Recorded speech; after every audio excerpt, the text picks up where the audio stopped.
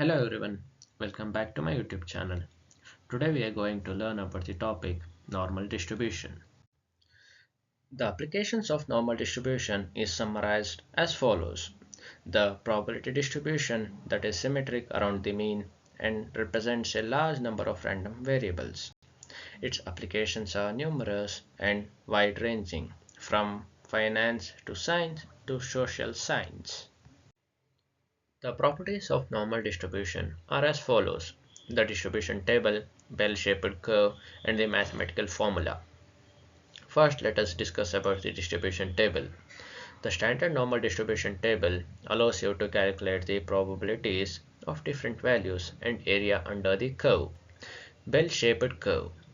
The curve is bell-shaped with the mean coinciding with the peak and standard deviation determining its width. Next, the third one is the mathematical formula. The function calculates the probability density of a range of random variables in terms of mean and standard deviation. Let us now go through the importance of normal distribution. The normal distribution is one of the most important probability distribution for independent random variables for three main reasons. First reason is as follows. Normal distribution describes the distribution of values for many natural phenomena in a wide range of areas, including biology, physical science, mathematics, finance, and economics. It can also represent these random variables accurately. In addition to height and weight, normal distributions are also used to represent many other, including the following: measurement error, blood pressure, IQ scores, asset prices. The second reason is as follows. The normal distribution is important because it can be used to approximate other type of probability distribution such as binomial, hypergeometric, inverse or negative, negative binomial, and Poisson distribution. Third reason is as follows. Normal distribution is the key idea behind the central limit theorem or the CLT, which states that the average calculated from independent, identically distributed random variables have approximately normal distributions.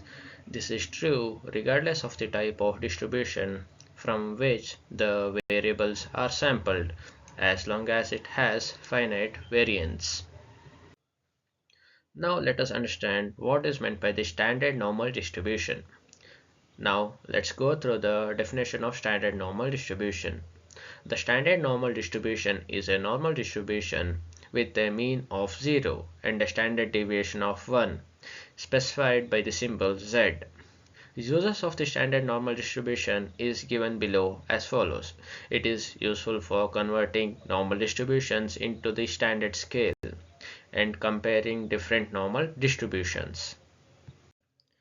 From the previous slide, we have understood that the Z is a symbol for standard normal distribution. Let us now understand the Z-score calculation.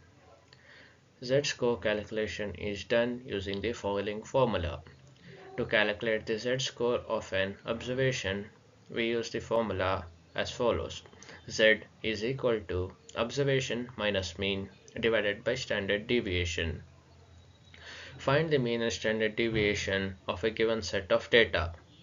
Then, using the Z-table, get the probability of an observation lying within certain range of values.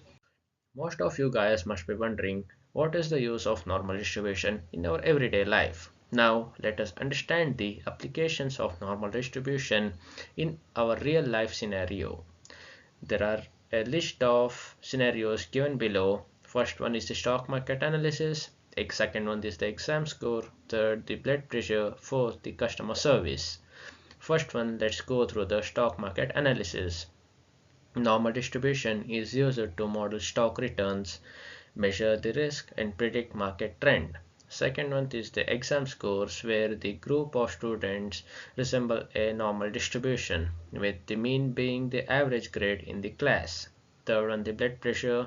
The blood pressure measurements follows a normal distribution, with the mean and standard deviation helping to identify individuals who are at a risk of hypertension. Next, the customer surveys. The customer service satisfaction survey often results in normal distribution of scores, allowing the companies to identify areas for improvement. Besides from the applications and advantages of normal distribution in our everyday life, the normal distribution has some limitations. Now let us understand the limitations of normal distributions. Out over here, the normal distribution limitations are divided into three. First one is the real world data, second one extreme values, third one is sample size. First, let's go through the real world data.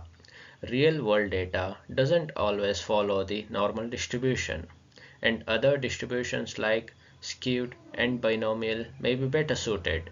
Second, the extreme values. Normal distribution is a bell curve, which implies that it falls exponentially from the mean. It does not work well for the extreme values. Sample size. Sample size can have a big impact on the shape of the distribution, making it difficult to determine its true mean and standard deviation. Conclusion and future scope for normal distribution is as follows. Summary.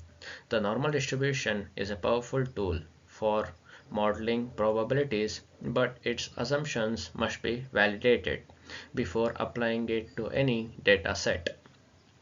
Future scope. Research is ongoing in the development of new distributions or modifications of the normal distribution to better fit certain data sets. By this, we can conclude that we have understood the concept of normal distribution.